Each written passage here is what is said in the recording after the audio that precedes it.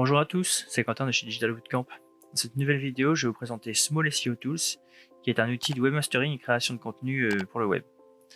Donc, il se dispose en plusieurs parties. Donc, la première, c'est tout ce qui est outil de contenu du texte. Donc, je vais vous présenter celle que moi j'utilise. Donc, tout ce qui est contrôle de plagiat, c'est une alternative à Copyscape pour découvrir le duplicate content qu'il y a sur votre article ou sur votre site. Donc, par exemple, là, vous copiez le texte. Vous pouvez aussi y insérer un document. Vous pouvez aussi insérer une URL et procéder à la vérification. Suite à ça, il vous mentionnera les phrases dont il y a eu duplicate. Ensuite, il y a un module de réécriture d'articles.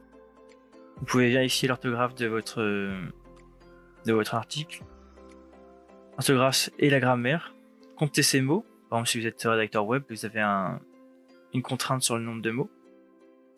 Vous avez un ensemble d'outils comme ça, donc des paragraphes d'outils, des générateurs de QR code, des possibilités de facettes majuscules au minuscules, si vous avez un ensemble de textes, tout en majuscules, combinateur de mots, convertisseur d'image à texte, traduire de l'anglais à français, des textes à l'image, enfin, plein de petits modules comme ça qui peuvent être des petits hacks pour gagner du temps.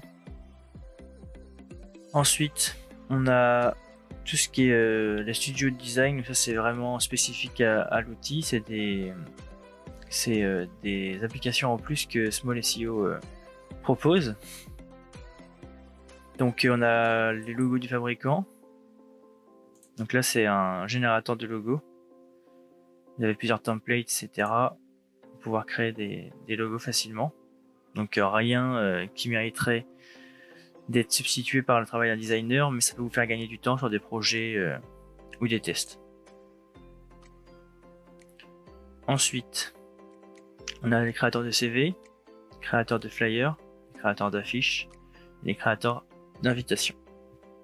Dans le même principe. Au passage, nous avons créé Digital Bootcamp, une plateforme de formation en ligne dédiée au métier du marketing et du digital. Dans celle-ci, vous retrouverez les compétences vous permettant d'exercer votre activité sur le web, de la formation de rédacteur web SEO pour accueillir des visiteurs sur votre site internet, ou, par exemple, apprendre à créer des landing pages dans l'objectif de convertir votre trafic en prospects et futurs clients. Nous avons déjà formé plus de 500 personnes à ces métiers du numérique. Si vous désirez en savoir plus, je vous invite à visiter notre site web digital-bootcamp.fr, le lien est en description. Ensuite, on a tout ce qui est retouche d'images. Donc on va retrouver les recherches d'images inversées, c'est-à-dire vous avez votre petit bonhomme à gauche, pouf, ça vous fait une image inversée, vous avez le petit bonhomme à droite. La compression d'image, générateur de favicon, les convertisseurs de vidéos en GIF, c'est un type qui peut être intéressant si vous n'avez pas des logiciels comme Photoshop, etc. ou Premiere.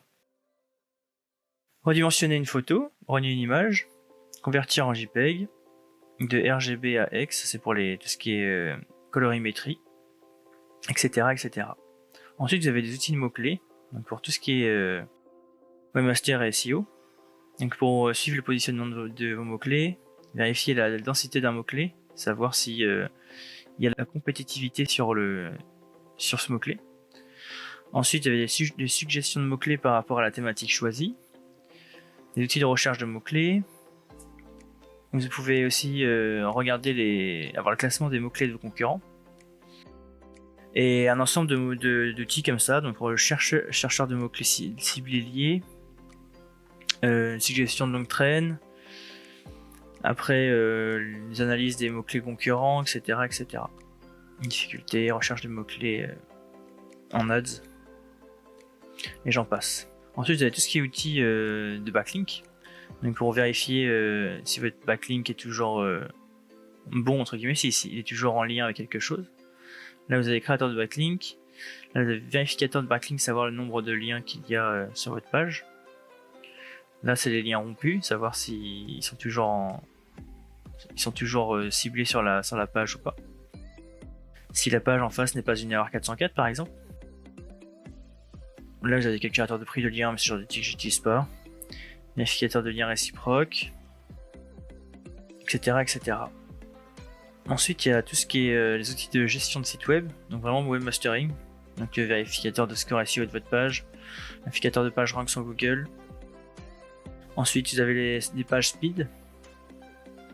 Ensuite, vous avez des générateurs de sitemap XML si vous faites par exemple des sites en Jamstack. Vous n'avez pas de plugin pour l'autogénération de ce type de fichiers qui sont vraiment importants pour votre SEO. Ensuite, vous avez un ensemble d'outils comme ça, donc vérificateur d'open graph si vous faites de la publication sur les réseaux sociaux, bien vérifier que l'image apparaît, etc. Générateur de QR code. Un ensemble d'outils pour connaître par exemple le thème WordPress de vos concurrents, regarder les emails sécurisés de votre base de données, et j'en passe. Des petits outils qui peuvent vous servir si vous voulez récupérer du contenu. Exemple, le téléchargeur de vidéos sur Instagram peut être intéressant, idem pour Facebook. Là, vous avez de la minification pour épurer votre code, donc minification HTML, idem pour JS.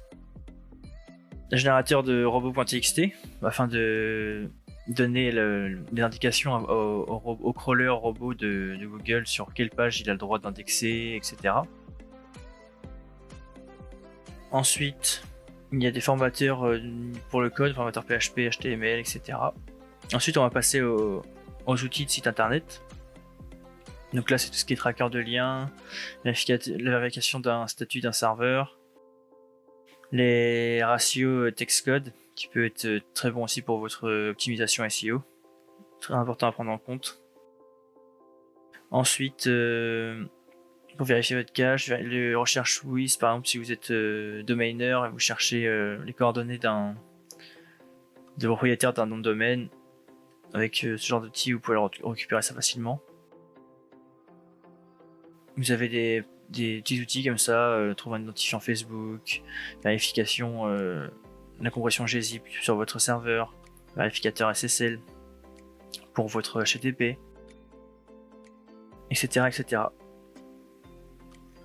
Ensuite, il y a des outils de proxy que j'utilise pas du tout. Donc ça va être comment trouver quel est ton adresse IP, le positionnement géolocalisé de ton adresse IP, etc. Ensuite, un outil pour les domaineurs, donc vérification de l'âge du nom de domaine. Il faut savoir que plus le nom de domaine est vieux, plus il est considéré par le moteur de recherche. Ensuite, on peut savoir vérifier l'hébergement de nom de domaine, etc. Trouver la liste d'enregistrement DNS, vers où pointe le domaine.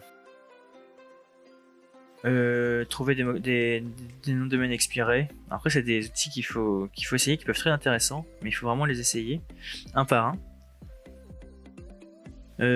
Ensuite, il y a les outils pour vérifier les meta-tags, des outils pour vérifier la gestion des mots de passe. Donc là, un fournisseur de cryptage pour mots de passe, vérificateur des mots de passe et un générateur. Là, vous avez des outils pour vos PDF. Donc, si vous n'avez pas de licence Adobe, donc la possibilité de fusionner des PDF, les tourner, donc effectuer une rotation, les débloquer s'il y a un mot de passe, les bloquer si vous en voulez un. Ensuite, il y a la possibilité d'implanter un filigrane, de passer un PDF vers Word, de Word vers PDF, de PDF vers une image en JPEG, et de JPEG vers PDF. On peut aussi avoir le cas sur des PowerPoint qu'on veut en PDF, les compresser, idem pour Excel au format PDF, et diviser un PDF. Donc si vous avez un PDF de plusieurs pages, vous pouvez le diviser au nombre de pages que vous le souhaitez. Les outils de développement que je passerai. Ensuite, vous avez des outils de conversion, donc des conversions d'unités, de longueur, etc. Ça peut toujours être intéressant d'avoir ça sous la main. Des outils de conversion binaire, si vous avez besoin de ce genre d'outils. Un outil de calculateur, calculer par exemple la marge, les taxes, calculateur de frais PayPal. Ça peut toujours être intéressant d'avoir ça sous la main. Et des autres outils, donc savoir si la carte de crédit est valide, et des conversions, par exemple la chiffre. Voilà, je vous laisserai regarder ce plugin là si il y en a quelques-uns qui vous intéressent, c'est que c'est une bonne base, une bonne bibliothèque d'outils à avoir sous la main quand ça peut nous débloquer des situations et nous faire gagner du temps. Voilà, j'espère que cette présentation d'outils vous aura plu et je vous souhaite un très bon week-end. Si vous avez aimé notre contenu de formation gratuit, vous pouvez également nous laisser un pouce bleu, vous abonner à la chaîne et n'oubliez pas d'activer la cloche si vous souhaitez être averti lors d'une nouvelle vidéo.